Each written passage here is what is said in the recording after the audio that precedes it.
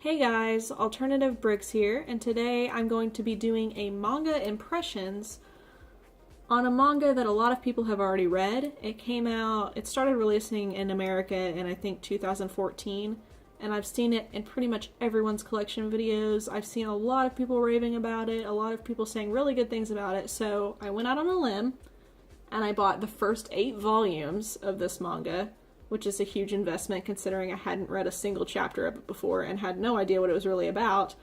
But I got them, and I actually read the first 2 volumes, which is what I'm going to talk about today.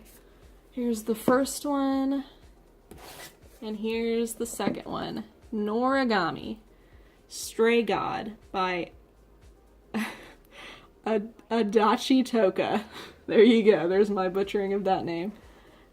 This is a really popular shonen series. It's sold tons of copies. It has a really popular anime out right now.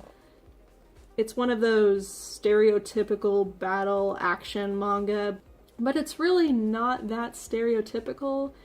It has a lot of references to Japanese culture and Japanese terminology, also different deities from different religions and different cultures, so I thought that was really interesting.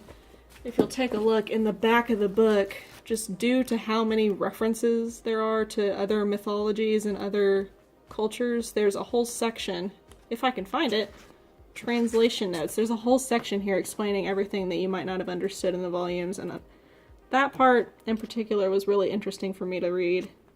It literally has everything to explain, you know, these weird terms that are used, like grasping thy true name, I bind thee here. Look at that description just for that. Yeah. The basic story is that we have our main character here. His name is Yato, and he is a god, but no one worships him. No one cares about him. No one praises him. He doesn't have a shrine. So basically he wants to save up enough money to purchase his own shrine and have people start worshiping him. He's a warrior god. Okay, now this is kind of complicated to understand if you haven't read the manga, but every warrior god has what's called a shinki, which is like a dead human, basically, the spirit of a dead human who turns into a weapon. And the shinki is bound to a god, so the shinki is like the servant and the god is his master, and the god uses the shinki in battle. So Yato has a shinki. I haven't actually read the 3rd volume, but I'm just going to show you for the sake of showing you the character. Right here, this is Yuki, the blonde fellow in the front. That's Yuki, and that is Yato's shinki. And he's kind of a troublemaker. I thought he was kind of a pain in the butt, but also an interesting character. And behind him we have, of course, Yato and, oh my gosh, what's her name? Hiyori? So basically there are humans who are still alive, obviously. There are dead humans, spirits, and then there are these things called ayakashi, which are basically like demons that plague living people. So if you have demons, so to speak, then you literally have demons following you around that you can't actually see. So people can't see ayakashi, but our main character, our secondary main character here, Hiyori, she gets into an accident because she tries to help Yato. She can see him, and she becomes half ayakashi, which means she's like half living, half dead. So she develops a case of narcolepsy, which is kind of funny. And every time she becomes narcoleptic and leaves her body, she becomes an ayakashi, and she has this tail, which is her lifeline. So if her tail is ever cut, she dies. And that's the basic premise of the story. We have Yato, who is a god that no one cares about. He's trying to make a name for himself. He's a pretty funny character. And then we have Hiyori, who is half ayakashi, and the reason she is tied to Yato is because Yato has promised her that he will help her to become human again, because she doesn't want to deal with being narcoleptic all the time and falling asleep and going out of her body anymore. As for my experience reading the manga, it's kind of funny because I read the entire first volume, and for some reason I wasn't into it. Like, I was reading through it, It's only 3 chapters in the first volume, and the first chapter has nothing to do with the overall plot. It's just an introduction to Yato, the character, and kind of what he's going through and what his mission is to become this god that everyone worships. But I wasn't really into the plot yet after I had finished volume 1.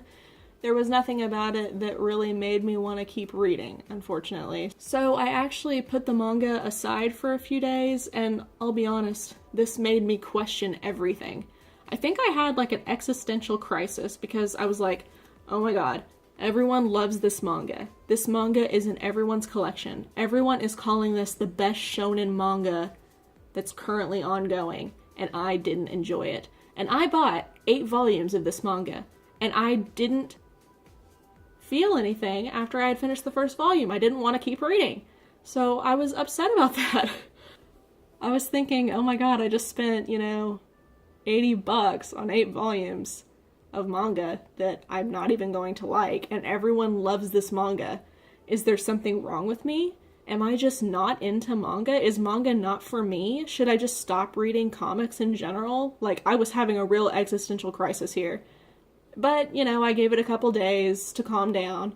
And then I picked up volume 2, and I read it. And I really enjoyed it. I was into the plot. I really was liking the characters. I think the strong suit of this manga is definitely the characters. Yato is hilarious. The comedy in it is great. Hiyori is this girl who loves pro wrestling, and she's kind of a tough girl, but she also gives Yato a hard time constantly. And I thought their dynamic was really interesting. I also really liked Yuki, who is the Shinki of Yato. A lot of people say that he's their least favorite part of the manga because he's an annoying twat, and I kind of agree. He is really annoying and irritating, and you kind of want to slap him or strangle the life out of him, but I don't know. I think that this manga needs a character like that to keep me interested, and I was interested, so I'm really excited to read volume 3. I think that after I read volume 1, I was just, I don't know, maybe I read it when I was in the wrong mood or something, because I was wrong about it. Once I read volume 2, I really started to enjoy it, and my existential crisis was averted, so yeah. If you haven't read Noragami, guys, definitely check it out. Everyone is picking it up for a reason. It's really funny, it's got a lot of action, the story is unique, as in, I know it's a battle manga, but it has a lot of references, like I said, to Japanese culture, to other cultures and mythologies, and I thought that was really intriguing. So yeah, if you like shonen manga and you haven't checked out Noragami yet, definitely do, and definitely give it a couple of volumes. I know that a lot of people got into it right away, but like I said, it took me a couple of volumes to get into it, but I'm glad I did, because I have 8 volumes and now I can read them all and enjoy them. So yeah, that was it for Noragami. Thanks for watching, and I'll see you guys next time.